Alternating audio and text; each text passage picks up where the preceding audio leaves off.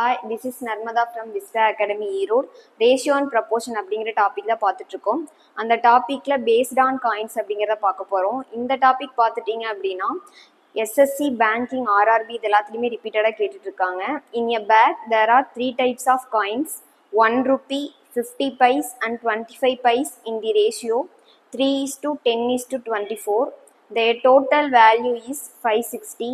Find the number of coins அப்படின்னு கேட்டிருக்காங்க. தமிழில் பார்த்தீங்கன்னா ஒரு பையில் 3 நாணயங்கள் ரூபாய் 1, 50 மற்றும் 25 பைசா 3:10:24 என்ற விகிதத்தில் உள்ளன. அவற்றின் மொத்த மதிப்பு ரூபாய் 560 எனில் மொத்த நாணயங்களின் எண்ணிக்கை காண்க அப்படின்னு சொல்லியிருக்காங்க. ஆனால் நமக்கு என்ன கொடுத்துருக்காங்கன்னா அந்த காயின்ஸோட ருப்பீஸ் வந்து டோட்டல் அமௌண்ட் அப்படிங்கிறது 560 அப்படின்னு சொல்லி கொடுத்துருக்காங்க. ஆனால் நம்ம கொடுத்துருக்கிற ரேஷியோ பார்த்துட்டீங்க அப்படின்னா நம்பர் ஆஃப் காயின்ஸில் கொடுத்துருக்காங்க. நம்பர் ஆஃப் காயின்ஸ் தானே கொடுத்துருக்காங்க, மொத்த நாணயங்களின் எண்ணிக்கை அப்படின்னு தான் கொடுத்துருக்காங்க. இப்போ 3:10:24 அப்படிங்கிறது காயின்ஸை பேஸ் பண்ணி தான் கொடுத்துருக்காங்க. ஆனால் நமக்கு இது வந்து டோட்டல் அமௌண்ட் அப்படிங்கிறதால அப்போ இது அமௌண்ட்டுக்கு நம்ம வந்து கன்வெர்ட் பண்ணும். அப்போ இந்த காயின்ஸையும் அமௌண்ட்டுக்கு கன்வெர்ட் பண்ணுங்க. இப்போ அமௌண்ட்டுக்கு எப்படி கன்வெர்ட் பண்ணுவீங்க? ஃபர்ஸ்ட் இதுக்கு இருக்கிற காயின் வந்து 1 ரூபி, இது 50 பைஸ், இது 25 பைஸ் அப்படின்னு சொல்லியிருக்காங்களா. அப்போ 1 ரூபி 3 இருந்ததுன்னா 3 ரூபாய் தான் இருக்கும். ஆனால் 50 பைஸ் வந்து 10 காயின் இருக்கு அப்படின்னா அது எத்தனை ரூபாயா இருந்திருக்கும்?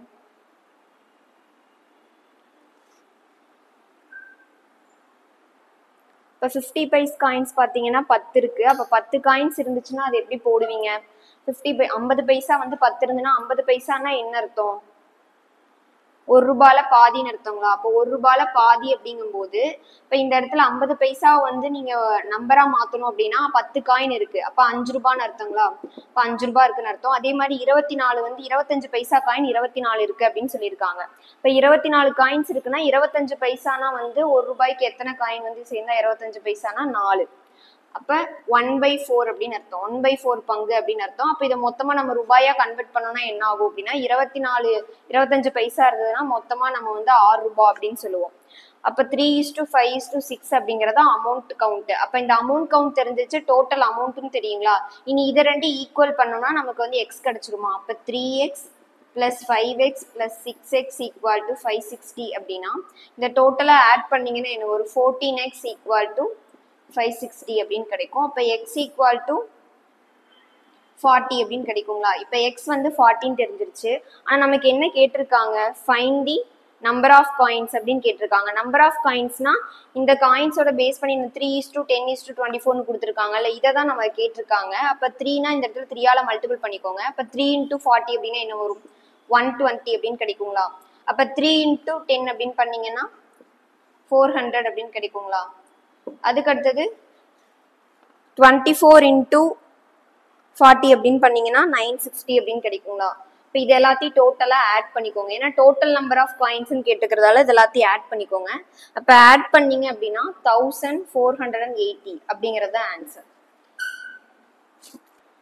A box contains 1680 coins of ₹1, 50 paise and 20 paise coins. The ratio of their values is 12:11:10. Find the number of 20 paise coins. ஒரு பெட்டியில் ரூபாய் 1, 50 பைசா மற்றும் 20 பைசா நாணயங்கள் 1680 காசுகள் உள்ளன. அவற்றின் மதிப்புகளின் விகிதம் 12:11:10 எனில் 20 பைசா நாணயங்களின் எண்ணிக்கை காண்க அப்படின்னு சொல்லியிருக்காங்க. அப்போ இங்க என்ன கொடுத்துருக்காங்கன்னா their valuesன்னு கொடுத்துருக்காங்க. அப்போ வேல்யூஸ்னா என்ன? அமௌண்ட். அப்போ அமௌண்ட் ஆஃப் காயின்ஸ் கொடுத்துட்டாங்க. அமௌண்ட் ஆஃப் காயின்ஸ் பார்த்துட்டிங்கன்னா 12:11:10. ஆனால் கொடுத்துருக்கிறது என்னமோ நமக்கு நம்பர் ஆஃப் காயின்ஸ் தானே கொடுத்துருக்காங்க. டோட்டல் நம்பர் ஆஃப் காயின்ஸ் எவ்வளோ கொடுத்துருக்காங்க அப்படின்னா 1680. அதுதான் டோட்டல் நம்பர் ஆஃப் காயின்ஸ். இப்போ டோட்டல் நம்பர் ஆஃப் காயின்ஸ் 1680 கொடுத்துருக்கிறதால இது அமௌண்ட்ல இருந்ததுன்னா நம்மளால இதுக்கு ஈக்குவல் பண்ண முடியாது. அப்போ ரெண்டையும் ஒரே குவான்டிட்டியா மாற்றணுங்களா? முன்னாடி பார்த்தோம்னா இங்கே காயின்ஸ் கொடுத்து நம்ம அமௌண்ட் கொடுத்துருந்ததால எல்லாத்தையும் நம்ம வந்து அமௌண்ட்டுக்கு கன்வெர்ட் பண்ணோம். ஆனால் இப்போ அமௌண்ட் கொடுத்துட்டு காயின்ஸ் கொடுத்துருக்கிறதால இதை காயின்ஸுக்கு கன்வெர்ட் பண்ணுங்க. அப்போ அமௌண்ட் வந்து 12:11:10 அப்படின்னா ஃபர்ஸ்ட் இருக்கிறது 1 ரூபி, இது வந்து 50 பைஸ், இது 20 பைஸ்ன்னு கொடுத்துருக்காங்க. அப்போ 1 ரூபா காசு வந்து 12 ரூபாய் இருக்குன்னா அப்போ எத்தனை காயின் இருந்திருக்கும்? நம்ம காயின்ஸ்க்கு மாத்துறோம். இப்போ எத்தனை காயின் இருக்கும்? 12 காயின்ஸ் இருந்திருக்குங்களா? அதே மாதிரி 50 பைசா காயின்ஸ்க்கு வந்து 11 ரூபாய் அப்படின்னா 22 காயின் இருந்தாதான் 11 ரூபாய் அப்படின்னு சொல்ல முடியுங்களா? அதே மாதிரி 20 பைசா காயின் வந்து 10 ரூபான்னு சொல்லியிருக்காங்க. அப்ப 20 பைசா காயின் எத்தனை ரூபாய் இருந்தா 1 ரூபாய் அப்படின்னா 5 காயின் இருந்தா 1 ரூபாய் அப்படிங்கறதால இப்ப 10 ரூபாய் அப்படின்னா 50 காயின் இருந்திருக்கணும். இப்ப 12:22:50 அப்படிங்கறதா இதோட ரேஷியோ.